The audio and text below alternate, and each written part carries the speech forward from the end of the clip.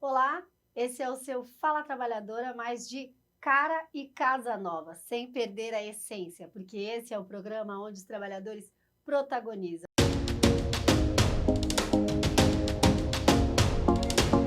Olá, esse é o seu Fala Trabalhadora e retomando aqui a nossa sequência de programas, eu tenho o prazer de ter como minha convidada uma amiga, parceira de vida, mas também, como bem aborda o nosso programa, uma trabalhadora. E nós não poderíamos deixar de abordar aqui as dificuldades, desafios e as diferenças que atravessam as mães trabalhadoras.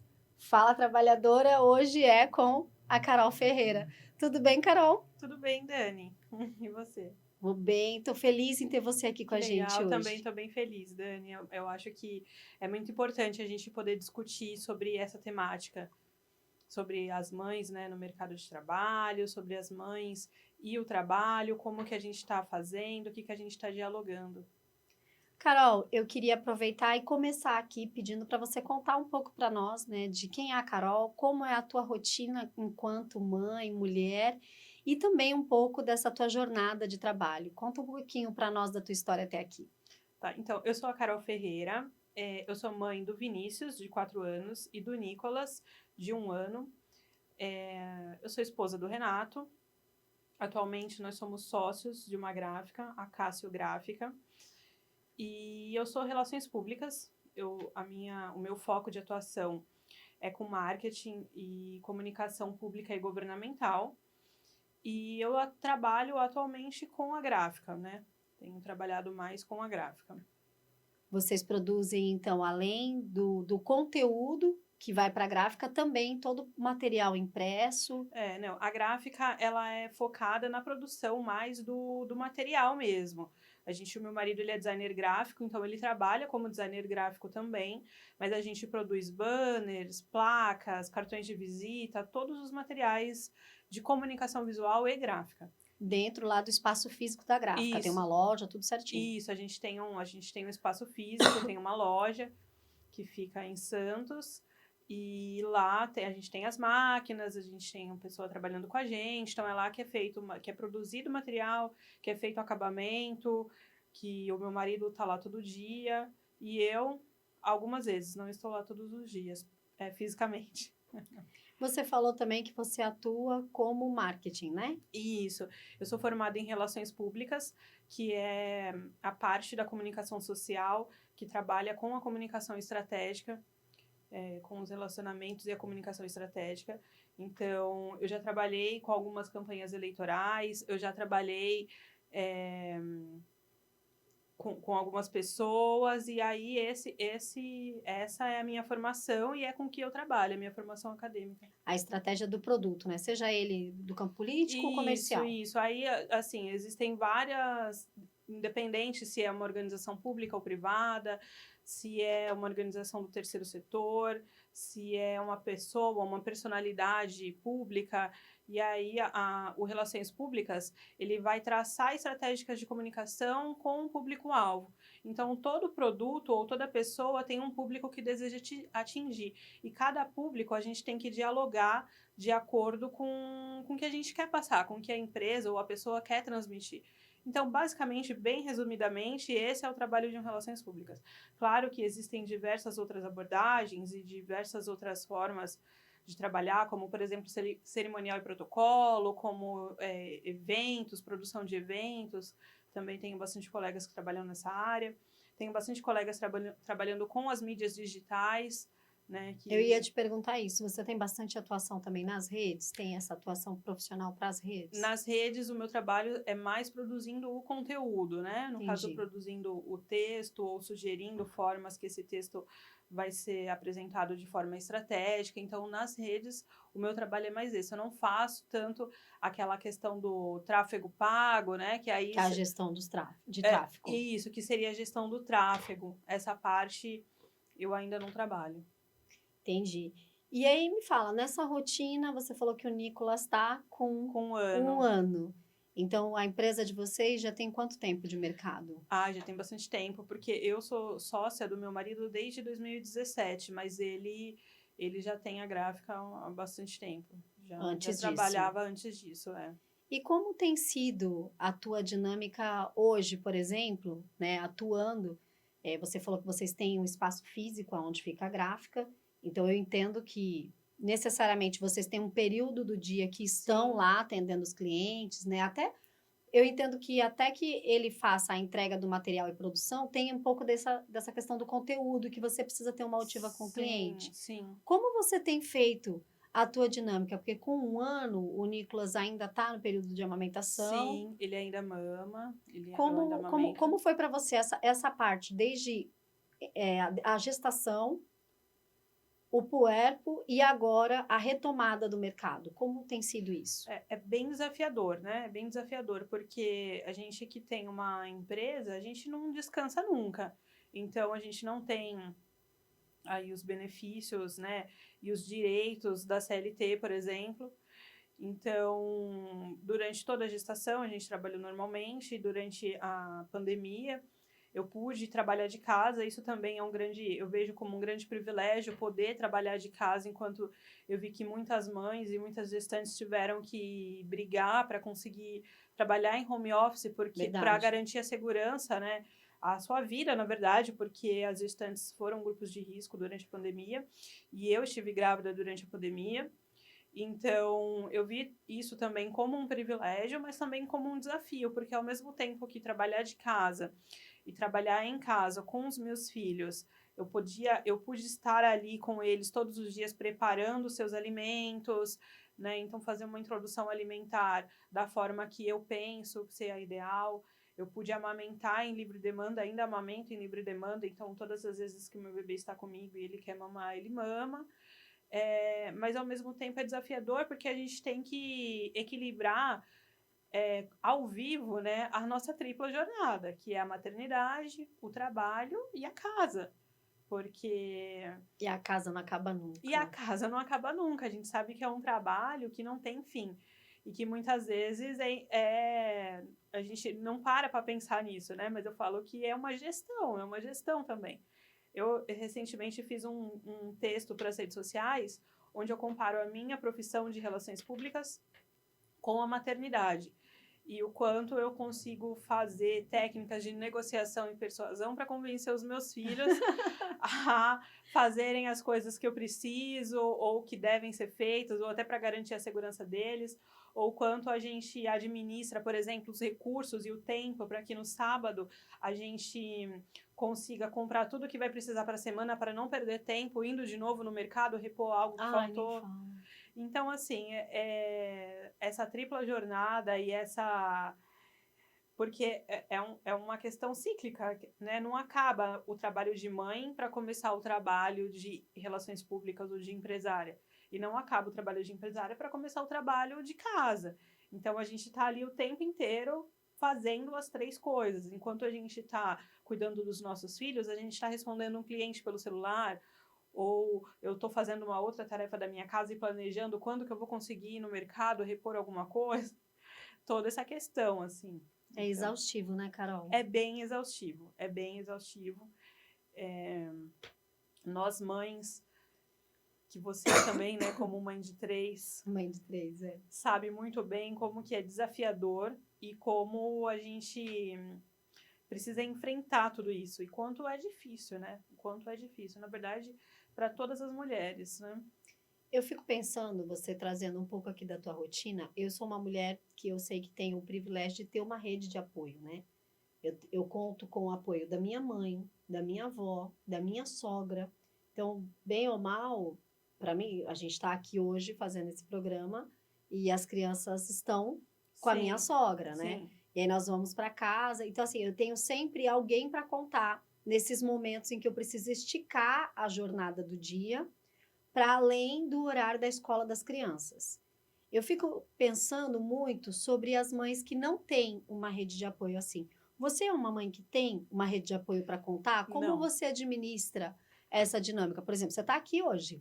Com Os quem meninos são não meus estão filhos? aqui. Então, essa é a pergunta que toda mãe sempre responde, né? Com quem estão seus filhos? Então, os meus filhos, eles estão em casa, com o pai, E eu não tenho uma rede de apoio próxima a mim que eu consiga contar. Por exemplo, hoje tem alguém que pode buscar as crianças na escola? Não tenho. Então, todos os meus compromissos, todos os nossos compromissos, eles são planejados Bem também redondinho. bem redondinho, para que se encaixe, para que meu marido consiga sair a tempo da gráfica, buscar as crianças ou ficar com as crianças e eu sair rapidinho. Então, é tudo bem planejado realmente para que ambos consigam realizar os seus projetos, o seu trabalho, enfim. Então, eu não tenho uma rede de apoio e eu sinto muita falta. Muita falta. Eu acho muito importante, porque a gente sabe que tem aquele ditado que fala que é necessário uma aldeia para criar, né, as crianças, para educar as crianças. E não ter essa aldeia, não ter essa rede de apoio, realmente torna o desafio um pouco maior, né?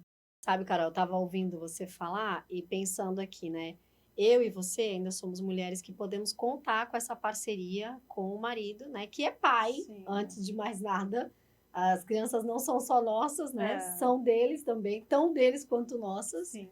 Então, eu acho muito bacana quando você fala assim que a gente se organiza para que os dois tenham seus projetos viabilizados. Sim. E não tenham nem a maternidade, nem a paternidade furtada ali nessa relação com as crianças. Eu, como você, também usufruo de uma relação assim. E me pergunto, né, você vê os desafios que você atravessa, mesmo tendo um marido que tem paternidade ativa, você ainda precisava, né, sente essa falta da ausência de uma rede de apoio. Sim. Fico me perguntando como corresponde às expectativas de trabalho uma mulher que não tem um marido que entende essa responsabilidade dele, porque a paternidade não é um auxílio à esposa, né, nem à mãe. A paternidade é uma responsabilidade individual do pai, enquanto essa figura de pai na vida da criança. E como fica difícil para uma mulher ter sua atividade de mercado, né, ter ali a sua rotina do dia a dia, sem a participação do pai, sem a participação de uma rede de apoio. E é interessante porque esse não é um problema gerado só pelas mulheres, esse é um problema já observado na legislação, inclusive, né? Sim. A gente vê na Constituição que o artigo 227 da Constituição, ele já transfere a responsabilidade em educar e a criação das crianças, o desenvolvimento pleno dos cidadãos desde a primeira infância, dividido entre a família, a escola e a sociedade. Sim, essa questão da paternidade ativa é uma coisa que não adianta, a gente sempre acaba esbarrando. E é uma coisa que sempre que a gente precisa passar por alguma coisa juntos, a gente observa o quanto ela é exaltada, né? E, por exemplo, eu sempre, na maioria das vezes, na vacina do meu bebê mais novo, eu entrei sozinha com ele na sala de vacinação, porque tinha o meu mais velho, meu marido ficava com o mais velho, e eu entrava com o bebê na sala da vacina. Aí, da última vez, o meu mais velho estava na escola e o meu marido foi comigo dar a vacina. E aí, ele que segurou na hora da vacina. Foi a primeira e única vez do bebê que ele segurou. Não porque ele não quis, mas porque ele estava com o outro. Aí, a enfermeira, ele já recebeu um grande elogio. Nossa, como você segura bem o seu filho. Eu falei, gente, mas eu estou em todas as vacinas aqui, ninguém nunca me deu um parabéns por eu segurar o meu bebê. Tipo, você não faz mais sua obrigação. Ninguém nunca me deu um parabéns por eu segurar o meu bebê, e eu seguro bem também ele, sabe? Eu seguro certo o bebê. Eu seguro certo, e assim, eu normalmente seguro ele porque eu amamento na hora da vacina.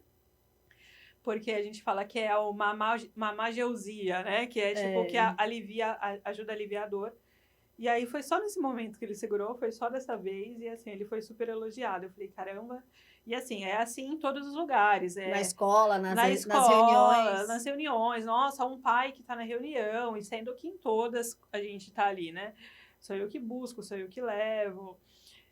Ou quando ele troca uma fralda, por exemplo, em público, sabe? Assim, que tá num churrasco, ou numa reunião de família, ou com os amigos, e aí quem se ausenta para trocar a fralda é meu marido, e eu continuo ali na roda de conversa. Então, nossa, mas que pai excelente que troca uma fralda, hein? Quantos louvores de parabéns merece esse homem? Assim, eu vou um pouquinho mais longe, sabe, Carol? Eu percebo que tem até uma certa cobrança em cima de nós. Por exemplo, meu marido, na primeira infância dos nossos filhos, ele sempre se propôs a levar as crianças no slim, porque ele é homem, é mais forte, Sim. e ele ficava com essa sensação Mais a meu respeito, eu confortável. sou mais forte, e o corpo do homem é mais quente, é até uma das coisas que a gente começa a entender, né, no processo do parto humanizado, dessa questão do calor do corpo, Sim. que ajuda com as dores, né, das cólicas e tal. Então, ele sempre mantinha, quando tinha que pôr no slim, ele já, de Já pronto, colocava. colocava nele. E aí, às vezes, a gente chegava nos lugares e para ele tinha esse olhar, né, que, nossa, Que que paizão! paizão, nossa... Ninguém tinha esse Ninguém nunca sentimento te comigo parou enquanto e eu falou assim, carregava dentro caramba. de mim, por exemplo, É, né? E era super pesado dentro de mim, né? E é. ainda Dentro do... Não tinha como tirar, né? E dar, assim, não, pra e outra aí, pra criança. mim, ainda ficava uma questão assim, nossa, mas você não vai nem trocar, ele tá até agora com o bebê no sling. Sim. Eu falei assim, gente, mas, né, É, a é. mesma relação que eu tenho com o bebê, ele tem também. Sim. E é super importante que a gente incentive também essa participação, porque eu percebo que não é fácil para algumas amigas que são mães incentivar essa participação do companheiro, porque acha que não vai fazer bem feito, que não é capaz, sabe? Porque existe também toda essa questão dos homens estarem muito acostumados a não terem que fazer esse serviço e não aprenderem, não pesquisarem, por exemplo, sobre isso. Então, enquanto a gente na gestação pesquisa muito, estuda muito sobre todos os assuntos, eles muitas vezes não são incentivados a isso. E aí, quando um bebê nasce e ele chega, eles nunca trocaram uma fralda, eles não sabem, mas assim, eles são bem inteligentes e eles conseguem aprender. E foi sempre isso que eu falei assim: olha, você não sabe, eu também não sei, no nosso primeiro filho, e você vai aprender, assim como eu também vou aprender. Então, vamos aprender juntos, né? Já que é uma jornada que a gente escolheu participar, viver juntos, vamos aprender juntos. Então, assim como eu, ele aprendeu todos os cuidados dos Ai, que nossos filhos. bacana. Então, eu acho isso super importante. E eu acho que a gente também tem que aprender a, de certa forma, ceder algum protagonismo, como deixar que eles também sejam protagonistas dessa paternidade, que eles também descubram e que eles também aprendam. É super importante. Ninguém nasceu sabendo ser mãe, ninguém nasceu sabendo ser pai, e é super importante que ocorra, né, esse descobrimento, esse aprendizado. Até pra gente como casal, né? O tom da relação muda depois que você tem Completamente, uma completamente. maternidade ativa, mas você tem também uma Sim, paternidade ativa. sim. Acaba que essa relação de homem e mulher, ela se transforma num vínculo de parceria com É, outra profundidade, né? Com totalmente. outro momento. Eu queria voltar um pouquinho aqui só para o nosso recorte do trabalho. Você falou bastante dessa parceria de vocês dois, né, no desenvolvimento e cuidado das crianças. E aí, para a retomada sua no mercado, como foi você para você voltar a trabalhar? Como foi essa adaptação? Como que o teu marido entendeu isso? Como você está atravessando isso agora? E se você sente muito, se você sente mesmo que perde em Sim, relação a ele é assim, a no gente... mercado de trabalho, tá? Falando só sobre o Sim. mercado. Então, assim, só para explicar, né? Enquanto o meu filho, no primeiro ano de vida do meu bebê, e do Nicolas, que é mais bebê, e do Vinícius também, a gente decidiu juntos que eu trabalharia de casa. Não foi uma decisão só minha, porque para que eu pudesse trabalhar de casa, ele tinha que trabalhar mais na rua. Porque, como nós temos uma empresa, né, um precisa estar trazendo para casa o sustento, o dinheiro, né? Quando a gente idealizou a criação dos nossos filhos, uma das coisas muito importantes sempre foi a amamentação e a questão da introdução alimentar, que a gente sempre fez muita questão que os nossos filhos tivessem uma introdução alimentar sem açúcar, o mais natural possível, da forma mais atualizada e mais recomendada pelos pediatras. Então, eu fiquei trabalhando, eu não parei de trabalhar, mas eu fiquei trabalhando em casa durante o primeiro ano de vida do Vinícius e durante o primeiro ano de vida do Nicolas. Só que nesse meio tempo, quando o Vinícius estava com 2 anos, começou a pandemia. E aí foi quando eu engravidei. Então, assim, teve o primeiro ano de vida dele, do Vinícius, ele frequentou a escola durante 1 ano. E aí, quando ele ia para o segundo ano de escola, que nos meus planos estava ampliar a minha carga de trabalho, porque aí ele ficava um período curto na escolinha, E aí eu ia ampliar a minha carga de horário de trabalho, ia começar a sair mais de casa. Veio a pandemia e aí, assim, não teve mais escola. E aí depois eu engravidei novamente. Então veio a gestação no meio de uma pandemia. E aí o primeiro ano de vida do Nicolas. Então, eu quis oferecer para o Nicolas a mesma coisa que eu ofereci para o Vinícius, que ele estivesse comigo nesse primeiro ano de vida. Foi muito desafiador, porque trabalhar de casa com 2 crianças pequenas se tornou, assim, uma coisa que realmente ficou insustentável. Chegou uma hora que não dava mais mesmo. E eu trabalhava, ou meu marido entrava mais tarde na gráfica para que eu pudesse fazer o meu trabalho, que era uma parte mais administrativa, mas tinha que ser feito, e com eles dois não dava. E aí ele ficava mais tarde, ou eu tentava fazer em horários que as crianças estavam dormindo.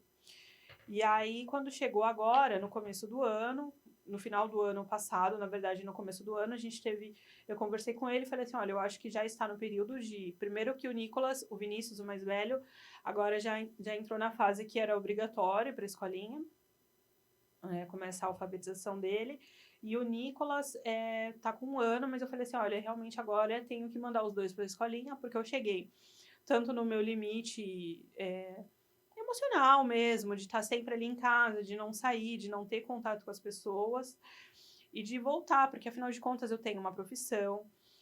Durante a minha formação acadêmica, eu desenvolvi um projeto de iniciação científica, então eu tenho 2 prêmios acadêmicos. Eu fui premiada com o meu TCC pela Associação Brasileira de Relações Públicas. Eu fui a primeira do meu curso a ter uma bolsa financiada pelo Conselho Nacional de Pesquisa e Tecnologia, que é o CNPq. Nossa, que legal, Carol. Então, eu fui a primeira do meu curso a ter uma bolsa de iniciação científica e eu apresentei pelo CNPq, né? E eu apresentei 3 vezes essa pesquisa na ECA, na USP, na Escola de Comunicação e Artes. Apresentei na SBPC, que é uma reunião que acontece já há muitos anos, que é a reunião da Sociedade Brasileira para o Progresso da Ciência, onde nessa reunião, que acontecia anualmente, agora eu não sei se ainda está acontecendo por causa da pandemia, que dita a formação de políticas públicas. Então, lá tem cientistas de várias áreas. E eu fui com a minha iniciação científica lá e apresentei um banner. Então, assim, eu sou uma profissional que já saí da academia premiada com 2 premiações, e tive uma carreira em que eu tive muito sucesso, assim, né, no início da minha carreira. Significa você, né? Significa, e eu estudei muito, assim, então eu tive nota boa no meu trabalho de conclusão de curso, logo depois ele foi premiado, aí tem a minha iniciação científica, então, que eu apresentei em diversos lugares, e aí eu vi que, olha só, eu precisava voltar a trabalhar com o que eu me formei, com que eu estudei tanto e me formei com bastante mérito, assim, né? Sem muita modéstia, mas me formei mesmo. E precisava voltar a ter essa atuação. Então, conversei com ele e falei assim, olha, eu acho que no ano que vem as crianças precisam ir para a escola, a gente vai procurar uma boa escola, porque não me sentia segura em mandar em escolas, por exemplo, muito cheias, por conta do Nicolas ser muito bebê. Ele tinha 11 meses quando ele entrou. E a questão da pandemia, porque nenhum dos 2 ainda são vacinados, porque é só a partir de 5 anos ainda, nesse momento, a vacina aqui, né, para as crianças.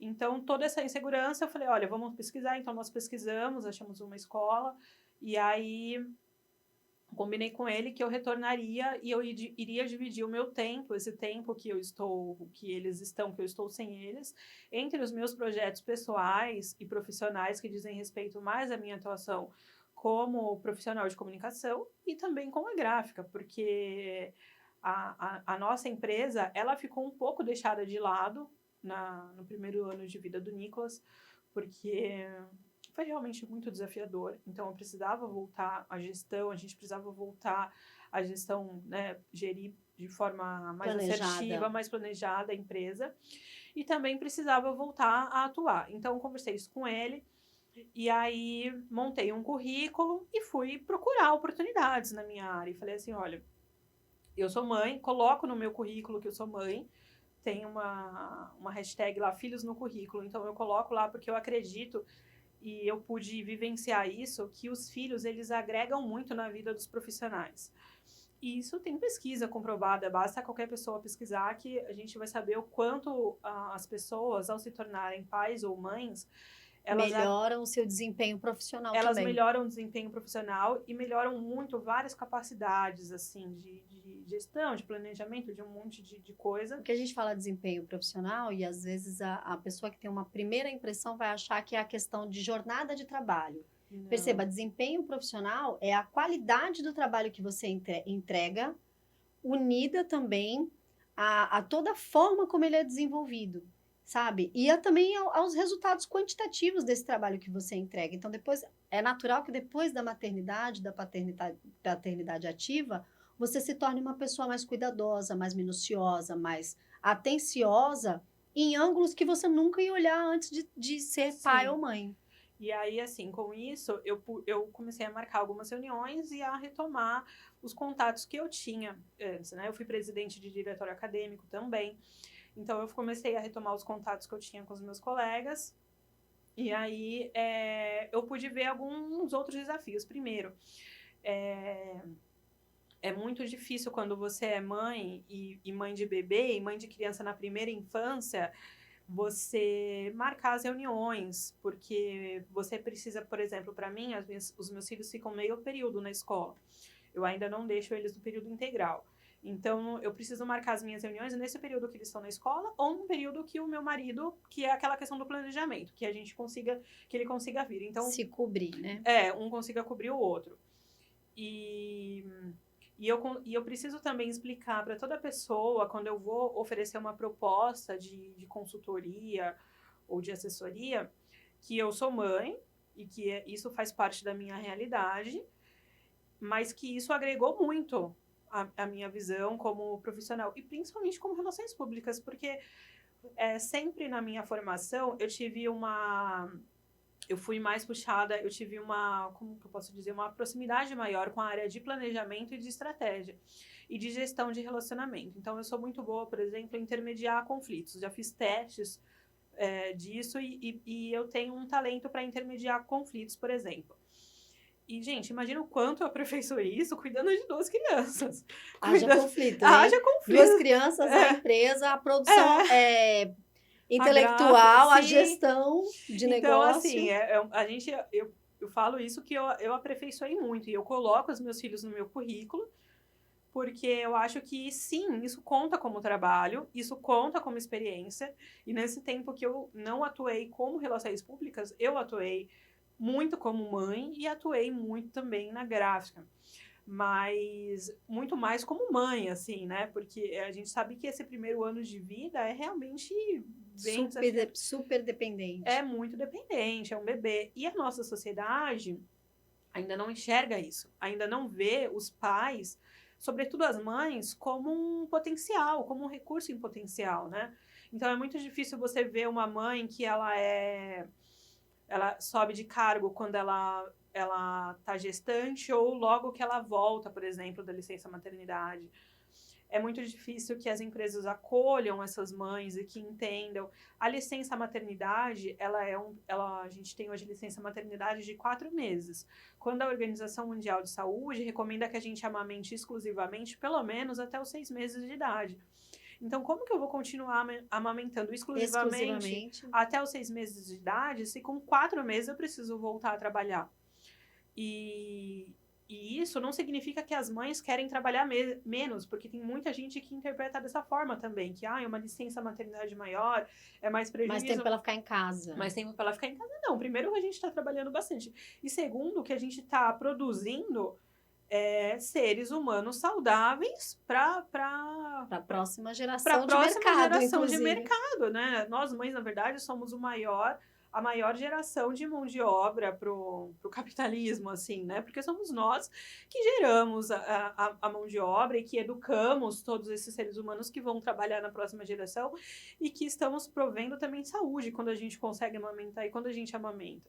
Então, esse olhar ainda precisa mudar, ainda é muito desafiador, Não é fácil, são poucas as pessoas que compreendem e são poucos os lugares que você chega assim, olha, eu preciso me ausentar porque eu tenho filhos. E aí as pessoas acham assim, nossa, né, ela deixa os filhos dela ou com quem tá os filhos dela, ou agora ela não pode estar aqui porque ela tem filhos. E sim, gente, eu tenho filhos, e isso faz parte da maior parte, porque E o da fato vida de eu das estar pessoas. aqui sem os meus filhos não faz de mim menos mãe também, né? Exatamente, exatamente, né? Enquanto o meu marido trabalha, eu cuido das crianças, e enquanto eu trabalho, meu marido é um ser humano totalmente Capaz de capaz de cuidar dos cuidar das próprios crianças. filhos. Sim, gente, sim, sim. Então, eu acho, Dani, que essa volta para o mercado de trabalho é realmente muito desafiadora, está sendo desafiadora. Eu pretendo, em breve, aumentar essa carga de horário deles na escolinha, e eu já sei que não vai ser fácil, tanto para mim, como para eles, como para todo mundo. Isso, você acha que o poder público, no sentido das escolas, seus filhos estão numa escola particular, Sim, você acha que o poder público, né, eu conheço os deveres, mas nós aqui refletindo como mães, acha que o poder público precisa entregar uma educação de qualidade, em tempo integral também, para que mais sim. mulheres possam ter a tranquilidade de trabalhar com a certeza de que seus filhos estão tendo um tempo dentro das instituições educacionais de qualidade? Sim. Meu filho mais velho, ele estudou ele ficou o primeiro ano que ele foi para a escolinha, foi numa escola da prefeitura. E aí eu percebo muitas diferenças, assim, entre a escola pública e a particular, principalmente para os bebês. Eu acho que quando começar a alfabetização, pode até ser parecido, porque você tá ali, tem um sistema de ensino e tudo mais. Mas para os bebês, as atividades lúdicas, as atividades sensoriais, as atividades de estímulo são bem diferentes. E eu acho que o poder público, ele falha. Eu percebi assim, ele não acolhe muito as mães. Eu acho que o acolhimento às mães é bem difícil. Quando o Vinícius começou, ele ainda mamava também. Só que o Vinícius, ele tinha uma dificuldade muito maior do que o Nicolas de desapegar do TT mesmo. Então, quando ele voltava, quando ele saía da escolinha, ele estava desesperado para mamar quando ele me via. E não tinha, por exemplo, nenhum lugar que eu pudesse amamentar na saída da escola. Ou um lugar que eu pudesse sentar, ou um banco e dar mamar ali naquele lugar. Então, era uma escola perto da minha casa, então muitas vezes eu sentei no ponto de ônibus e dei mamar ali, porque não tinha como esperar até chegar em casa, que ele estava chorando muito.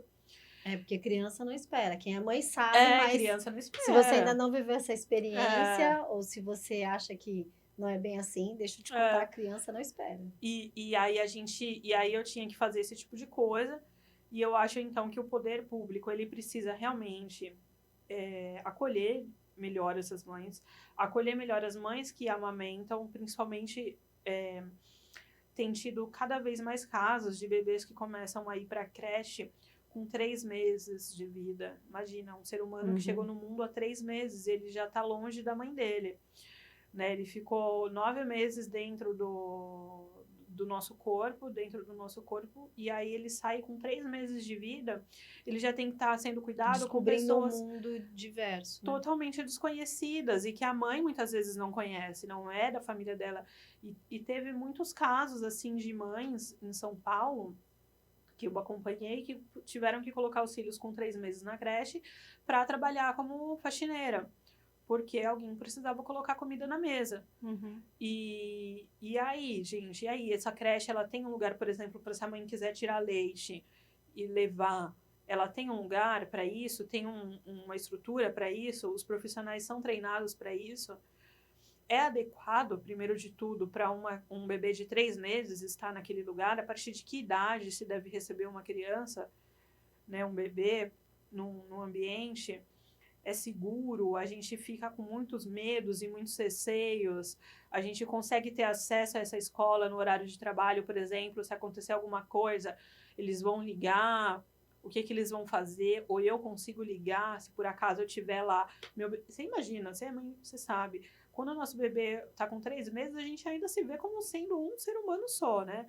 Então, você imagina para uma mãe que acabou de ter um bebê, como deve ser difícil para ela também deixar esse bebê pequeno na escola. E se ela precisar ligar para saber como está esse bebê, alguém vai atendê-la para que ela se sinta segura e confortável de trabalhar, já que ela precisa, já que o Estado não consegue, né?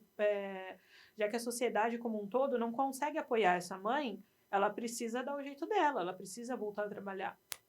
Eu acho que nessa problemática que você traz, é importante a gente pontuar algumas coisas, né? As mulheres voltam a trabalhar com os seus filhos com 3 meses de vida, porque elas precisam sustentar as suas famílias. E uma mãe em amamentação, ela precisa ter uma alimentação mais qualificada para que a Sim. criança tenha Os não só nutrientes. leite em abundância, mas tenha também ali um alimento enriquecido, né, de nutrientes.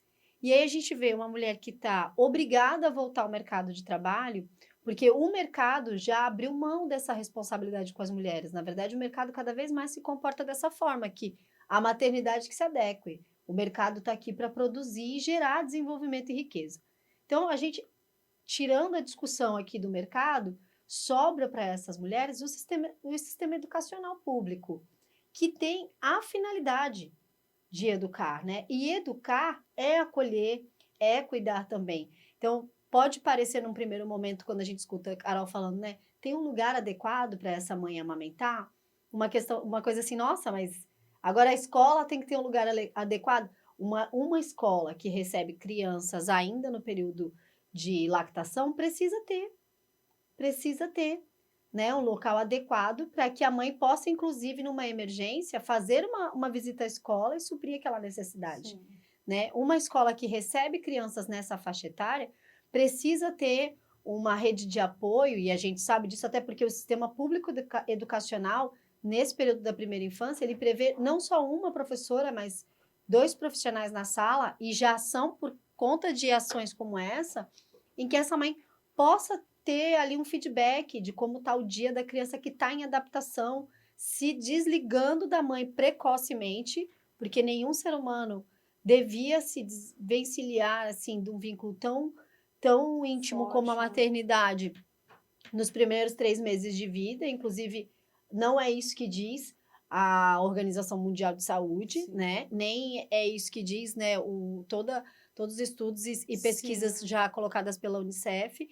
A gente precisa fazer essas críticas e reflexões para também, na hora de escolher os nossos representantes, avaliar se essas prioridades estão previstas ali, se essas pessoas assumem um compromisso em investir, né, no sistema, não é só fiscalizar, mas investir no sistema educacional da primeira infância ao ponto de pensar um planejamento legislativo que garanta esse acolhimento a essas mães, para que elas tenham a segurança de voltar ao mercado de trabalho e voltar a produzir para a sociedade também, e sair de lá com o que é direito digno de todo trabalhador, o sustento da sua família, né, Carol?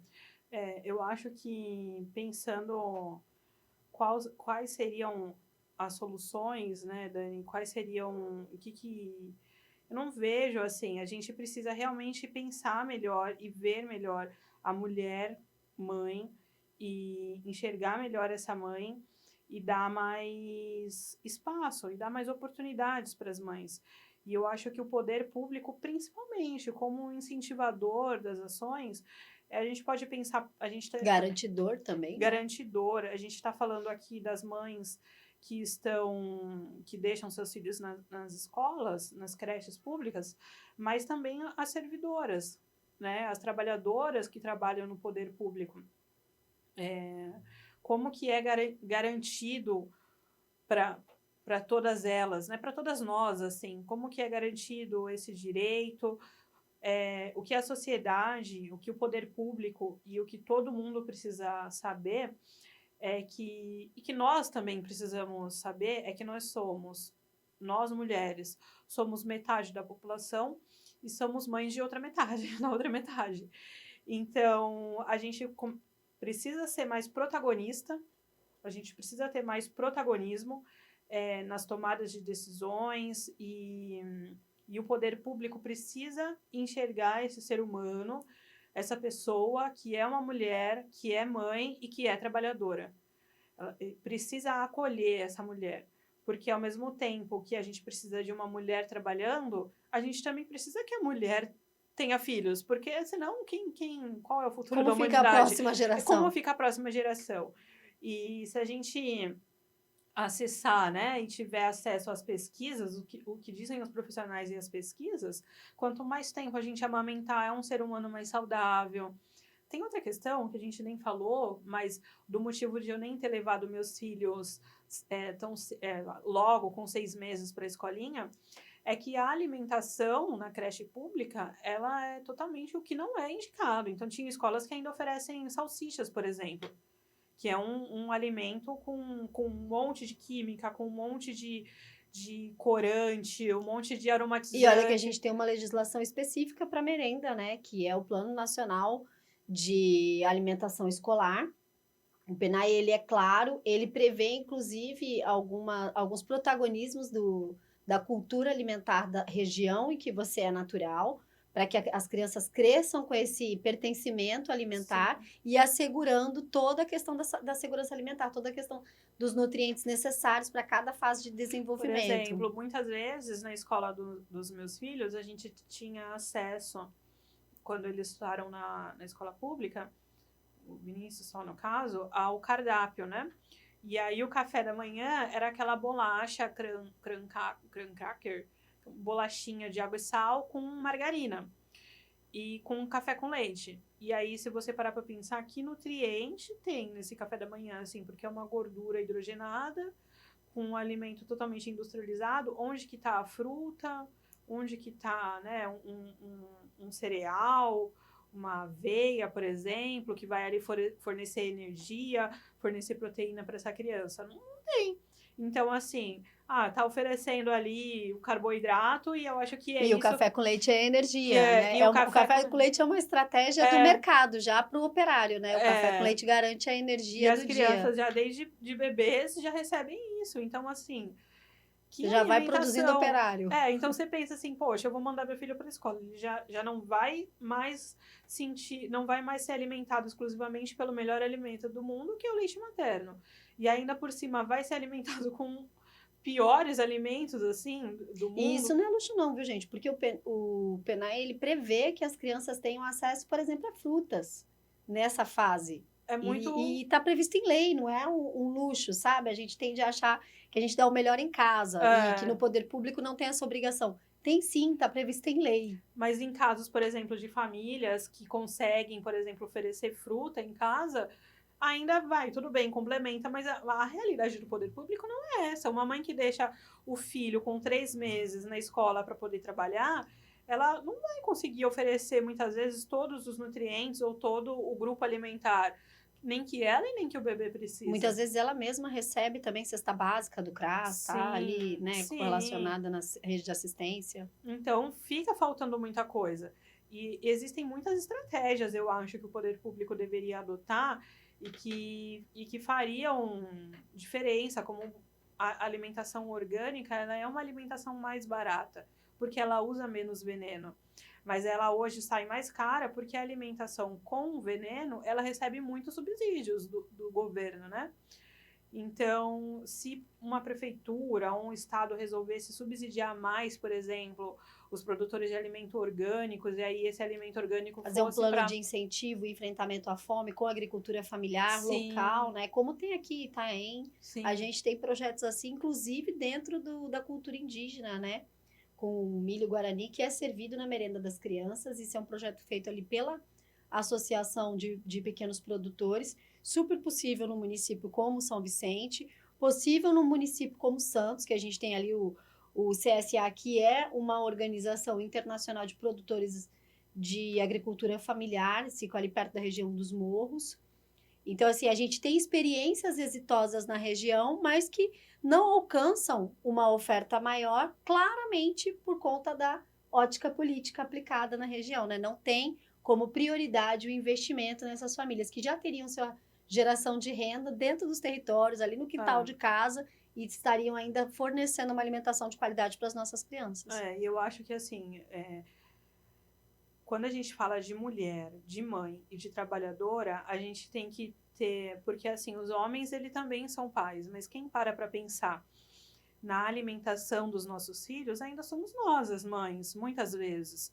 Embora... Da família mesmo, né? Da família como um todo. Embora o meu marido cozinhe, hoje ele que está lá fazendo a janta e jantando com as crianças, e ele que cozinha uma boa parte também das vezes na nossa casa, mas quem pensa, por exemplo, o que vai ter na mesa, se a gente está comendo muito industrializado e precisa tirar, né, diminuir, se a gente está comendo somos nós, não adianta, somos nós as mulheres. E a gente não pensa nem tanto pela gente. Eu acho que a maternidade faz também isso pela gente. Né? A gente começa a pensar no futuro e no mundo melhor pelos nossos filhos, pelas crianças.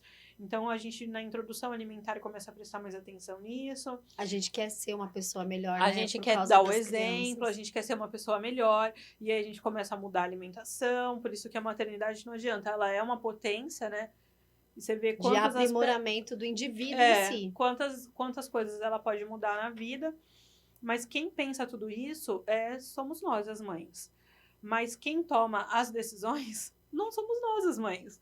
E eu acho que é isso também que falta, Dani. Eu acho que as mulheres, as mães, precisam ocupar lugares cada vez mais. A gente precisa se ver mais, A gente né? precisa se ver mais. Se olhar para as câmeras e nos ver lá. Eu preciso que tenham mães eleitas para que elas possam escrever e que possam lutar para aprovar projetos de lei que girem em torno disso. Porque só quem vai olhar pelos nossos filhos somos nós, são as mães. Ninguém vai parar para olhar para os nossos filhos, a não ser as mães. Então, se nós somos metade da população e mãe da outra metade, a gente precisa ter mais representatividade. A gente precisa ter mais pessoas como nós nos espaços de poder, tomando decisão e incentivando o debate e trazendo essa visão que a gente tem, que a gente está discutindo aqui, e que eu acho que para algumas pessoas que vão assistir, algumas coisas do que a gente falou é novidade, outras não, mas para quem é mãe, com certeza é uma realidade. É uma das coisas que a gente até já falou, né, Dani, que pela gente ser mãe, a gente já tem uma cumplicidade, um assunto uma conexão quase que sinérgica, né? Porque tudo que ela me falar e tudo que eu falar para ela, a gente sabe, a gente se entende, a gente se olha e se reconhece. E é isso que a gente precisa, assim. A gente precisa se reconhecer, a gente precisa ter mais pessoas como nós, pensando o que a gente discutiu aqui, como na volta do mercado de trabalho, com segurança alimentar, com um sistema educacional que atenda às necessidades das nossas crianças, que já está prevista em lei. Entenda, a gente não está pedindo privilégio aqui, a gente está pedindo que o que é previsto no espírito da nossa legislação e Constituição Cidadã seja de fato aplicado no nosso estado, na nossa região, nos nossos municípios, né? Porque recurso tem. O que a gente precisa é de prioridade política que foque no maior patrimônio da humanidade, que são os filhos, a próxima geração, para que a gente possa alcançar uma sociedade saudável não só para as mulheres, mas para que, inclusive, todos os homens à nossa volta possam desfrutar desse lugar seguro, acolhedor, bem pensado e planejado, não é verdade? E em pleno desenvolvimento. Para que os homens também se sintam seguros também com isso, porque dentro dessa paternidade ativa que a gente fala, eles também se preocupam com os filhos, eles também querem saber como está na escolinha, não se faz mais... Se apropriam, né? Se apropriam. Então, essa mudança de realidade, ela precisa acontecer para que a gente possa continuar trabalhando e para que a gente possa, de fato, mudar. Se a gente quer alguma mudança na sociedade, as organizações públicas e privadas, elas precisam enxergar as mães, né? Elas precisam, como trabalhadoras e dar protagonismo. Elas precisam ver que as mães estão ali, né? Bom, a gente está aqui caminhando para os finalmente. Carol, foi um prazer conversar contigo hoje sobre esse assunto que para nós é tão cotidiano, sim, né? Sim. É o desafio, mas é literalmente a nossa rotina das 6 da manhã às 11 da noite. Sim. Eu costumo dizer, né? Desde a primeira mochila à última marmita. Então, queria pedir para você fazer suas últimas considerações aqui para a gente encerrar o nosso programa de hoje, mas já te agradecer muito, porque é sempre um privilégio poder estar entre mulheres e cada dia que passa eu tenho vivenciado esse prazer de dividir o nosso universo ao ponto dele se multiplicar e alcançar outras e outras e outras. Bom, eu também estou muito feliz, Dani, de poder participar e de poder falar um pouco da minha realidade como mulher, como mãe, como trabalhadora. Eu acho muito importante e eu acho que o apelo que eu gostaria de fazer é que, assim, sempre que vocês forem contratar, sempre que a gente for contratar um serviço, contrate de uma mãe. Sempre que você for contratar uma pessoa, pense em contratar uma mãe. E sempre que a gente for votar em alguém, pensem em voltar em uma mãe, porque a gente precisa empoderar nós mesmas. Nós precisamos ocupar esse espaço e a gente precisa de referência e a gente precisa fortalecer uma outra, porque nós somos muitas, né? Nós somos muitas, mas então a gente precisa ser muitas em todos os lugares. Então é um apelo para que o empresário, quando for contratar e quando for precisar contratar um serviço, contrate mulheres, contrate profissionais mães, se preocupe em como vai ser essa rotina também da paternidade. É um apelo ao poder público para que também reveja algumas questões, né, para que a gente possa nos ver, nos representar e nos fortalecer. Eu acho que é isso que é muito importante, Dani. Obrigada, Carol. Esse foi o seu Fala Trabalhadora, o programa onde os trabalhadores e trabalhadoras protagonizam.